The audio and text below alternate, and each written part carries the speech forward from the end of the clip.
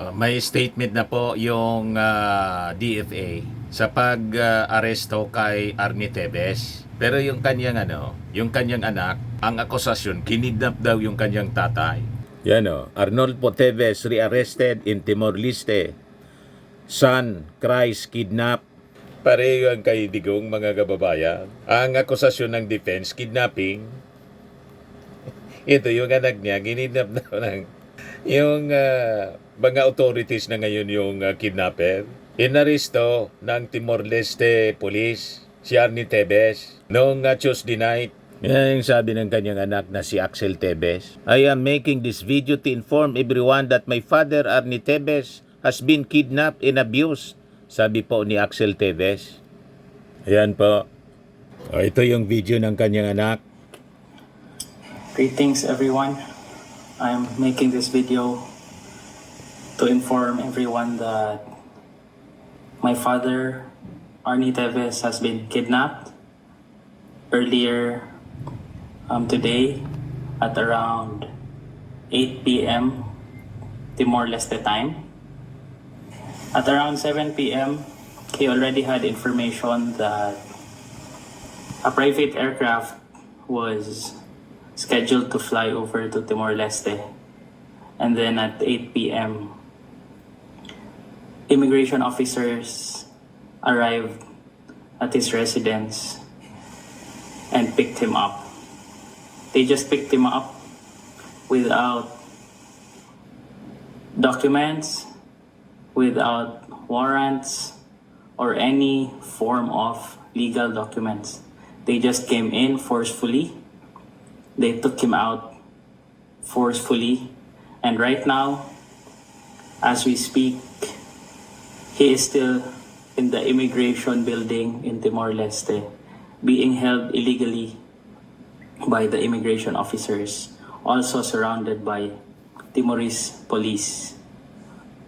He is asking me to inform everybody about the situation, and he is calling out, we, the family, included, is calling out to UN Human Rights, and I personally am calling to every department all over the world.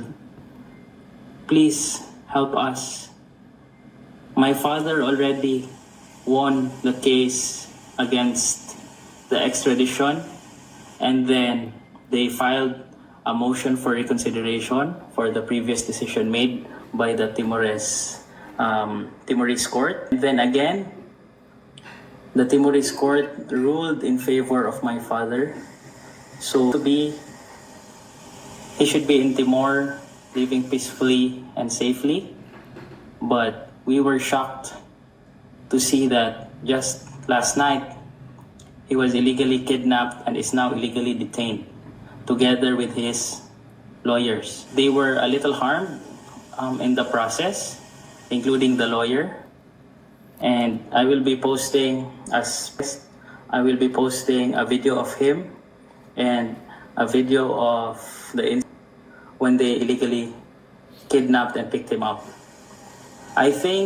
We believe that they are doing the same thing as what they did to Tatay Digong, the former president of the Philippines, where they will just detain the person illegally. Kita ninyo, parehas ang script. Kidnapping. Dito sa Pilipinas, yung mga supporters ni Digong, mga defense counsel niya, ina-accuse yung ating gobyerno ng kidnapping. Ngayon, itong anak ni Tevez, ina-accuse ng kidnapping uli yung ating gobyerno. Pati yung Timor-Leste officials, authorities ng Timor-Leste. Matindi po. Pinoliticize nila din, mga kababayan.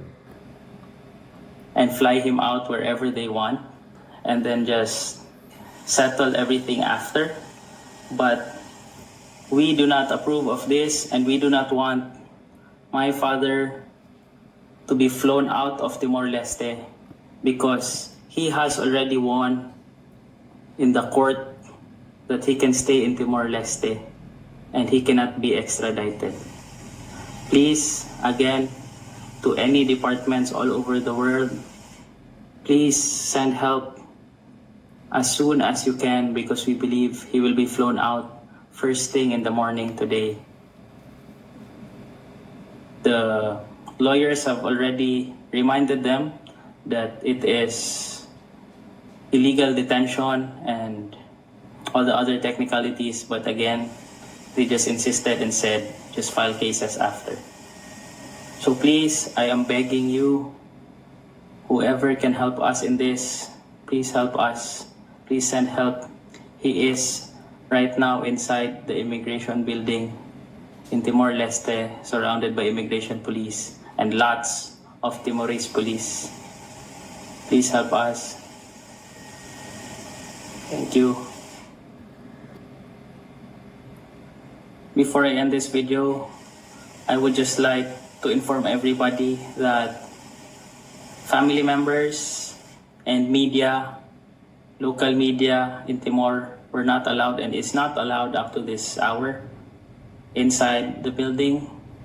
I am calling also the attention of the government of Timor-Leste.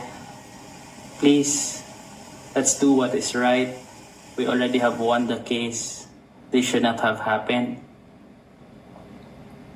We really need your help to do what is right. Please do us a favor and do what's right and help us in this situation. I beg all of you. Again, thank you very much.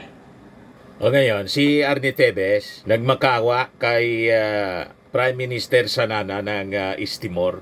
Ayan po yung kanyang appeal sa kanyang video posted ng kanyang anak na si Axel Tevez. Good evening, Prime Minister. Was Excellencia. How iyan ni Kantor Migrasaw, hamutok Dr. Sira Kaer Ami, and we are held against our will.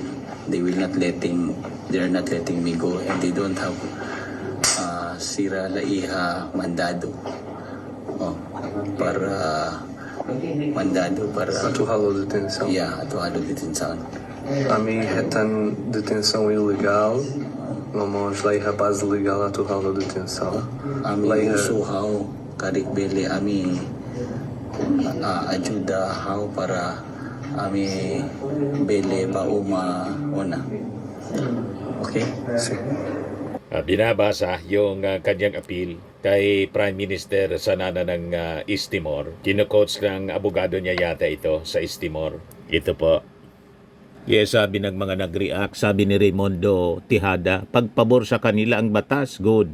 Pero pag hindi po mabor sa kanila, inaapi at inaaboso sila. Umiikot ang mundo. Sabi ni Von Peralta, karma. Sabi ng isa pa rito, tama lang naman yung kung walang kasalanan, bakit magtatago siya?